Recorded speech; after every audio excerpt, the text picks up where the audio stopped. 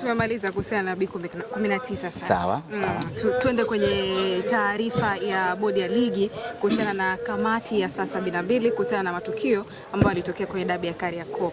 Kubwa zaidi ikiwa ni kinukuu pale bao halali kukataliwa.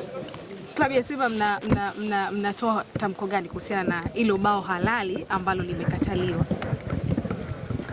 Hatuwezi kuichambua taarifa ya kamati ya saa 72 ama taarifa ya bodi ya ligi. Ile ni taarifa, ni maelekezo, ni adhabu. Kinachofuata ni utekelezaji. Kama umeadhibiwa unakwenda kwenye adhabu yako, kama umeonywa unapokea onyo lako, kama hivyo yani. Na kamati ya saa 72 ni kamati ambayo maamuzi yake hayakatiwi rufaa wala hayapingwi. Hata ukifanyaje unakuwa tu unachemsha mawe. Sisi tumepokea taarifa ile.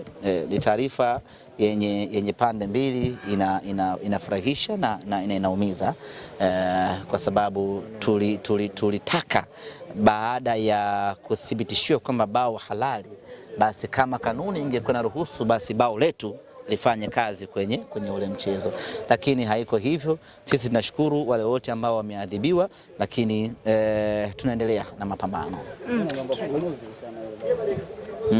Naomba ufafanuzi kuhusiana na bao halali. Bahati nzuri hatujatakiwa sisi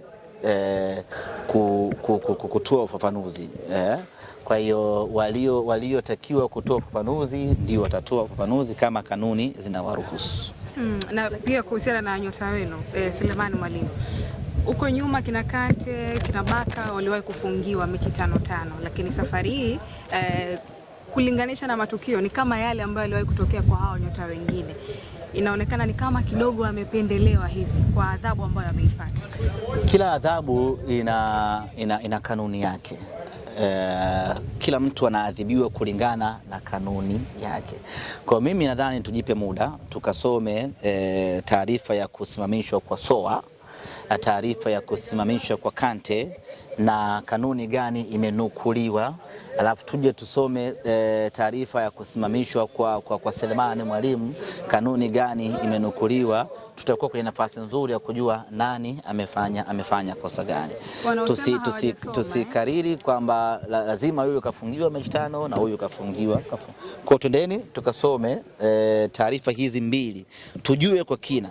Kwa nini Soa mechi 5? Kwa nini Kante mechi 5? Kwa nini Selemani Mwalimu mechi 3? Tutakuwa kwenye nafasi nzuri kwa sababu Mwalimu hajasimamishwa from the blue. Amesimamishwa kulingana na kanuni. Kwa tusome kanuni iliyomwadhibu. Baada hapo tutakuwa kwenye nafasi nzuri ya kuhoji kama ni halali ama si halali. Kwa maana hiyo semaji ambao wanahoji hawajasoma. Bila shaka.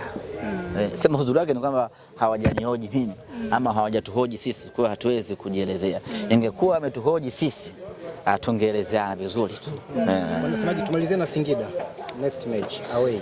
Tunataraji kuondoka Jumatatu Mungu akipenda, kuelekea Singida, na tutakuwa na michezo mitatu ugenini ambayo hii tunaiita jina Triangle 9. Tuna mechi Singida. Tukitoka Singida tunakwenda Arusha kucheza na TRA.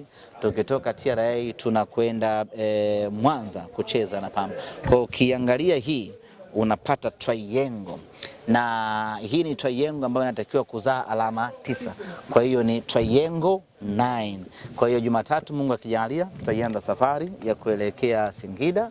Of course nakwenda kucheza mechi ngumu, muda wake ukifika tutaidadavua vizuri kweli mechi hii, na baada hapo tutakwenda kukutana na TRA na mwisho tutakwenda kumalizia na Pamba. Ni mechi jiwe, zote ni mechi ngumu, lakini tutapambana nazo. Asante sana.